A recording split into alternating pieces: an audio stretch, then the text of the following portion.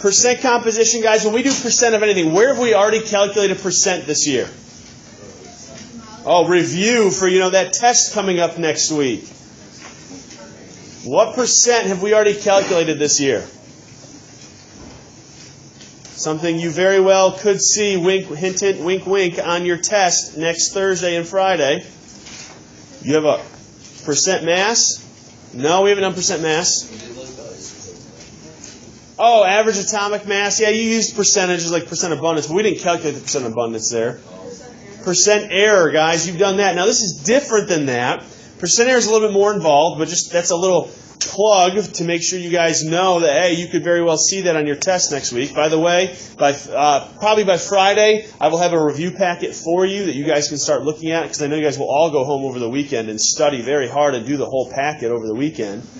Even if not, you'll have time next week in class, like Monday after your quiz and then Tuesday in class, to work on the review packet. But anyway, guys, percent composition. It's the percent composition, it's the percent by mass of each element in a compound. Percent composition is the same regardless the size of the sample. All right? So if I have a drop of water, it's the same percent hydrogen in that drop versus if I have a bucket or an ocean full of water. Okay? Water is about 11% hydrogen and 89% oxygen. So no matter how much you have, it's the same percent. This is going back to Dalton's law of definite composition. Okay? So if you're asked to calculate a percent of anything, not percent error, where you have to compare it to a known value or a target point, but if you're asked for a percent anything, guys, it's a simple formula. We'll do percentages throughout the year, throughout in different contexts, but it's the same general formula every single time. It's always part over whole times 100. I would encourage you to jot that down in your notes, just as a generic percentage. So when you're asked to calculate a percent, part over whole. So for example, if you play baseball or softball, batting average, guys, part over whole. The part would be how many hits you've had over the whole of how many at-bats you've had. All right? Your grade on a test, how many points right would be your part, and then the whole would be how many you could have earned. Okay? So you've done this before, not super difficult. So in terms of chemistry, it's the mass of your element by itself divided by the molar mass of the compound. So the individual mass is the part, and then the molar mass of your entire compound is the whole.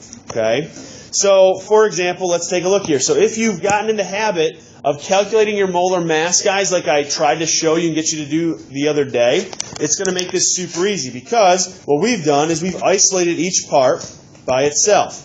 How many copper atoms do I have in this compound? All right, 2. Sulfur atoms I have? 1. Now, if you guys it gets too hard to chew it and you want to be done chewing the gum, take it, put it in your wrapper and wrap it up, and then in a few minutes we will go back and get the mass again.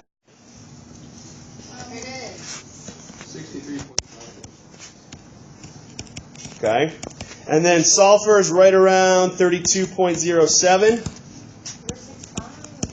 Sorry, like I said, I had them memorized at 2 decimal places. It's all good. 2 times 63, what's that like? 127 point something you're going to find?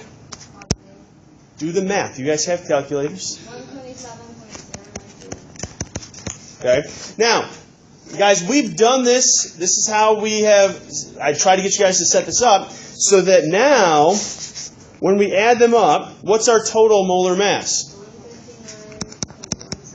Okay. Look at what we've done here with this second element. You have your part over the whole already. So you don't have to do any extra work. If you've already gotten the habit of doing molar mass like this, you don't have to show anything extra because you already have it set up. So for sulfur, I can just times that by 100. Up here, I can take 127 and divide it by 159.16 times it by 100. Oh, there's my percent composition formula. If we take a look back, it's mass of the individual element divided by the molar mass of the compound, and that's what I've set up right here. So if you've gotten in the habit of calculating molar mass, like I showed you, percent composition is just a little tag on the end that you have to do. So in this example, guys, it just says in generic terms, find the percent composition. If it says that, you got to tell what the percentage for every element in the compound is. If they ask for a specific element, you're going to give them the percent of that element. So when we take 127 divided by 159, what do you get for the percent copper? Do the math, times it by 100. What's that? 20%? Nope. Copper, not sulfur. Round to 1 decimal place is fine, 79.9%. So then the other one would be 32 divided by 159. Everybody should be doing this. Now, what percentage should they add up to in the end, guys? Oh, right. If you get 99.9, is that okay? If you get 100.1? Now, you could just, do the math, right? But what if you have 3 elements? Oh, there you can't. Always check your work, okay? Is that too difficult? No, you guys have probably done stuff like this. It's just a little extension from molar mass, okay?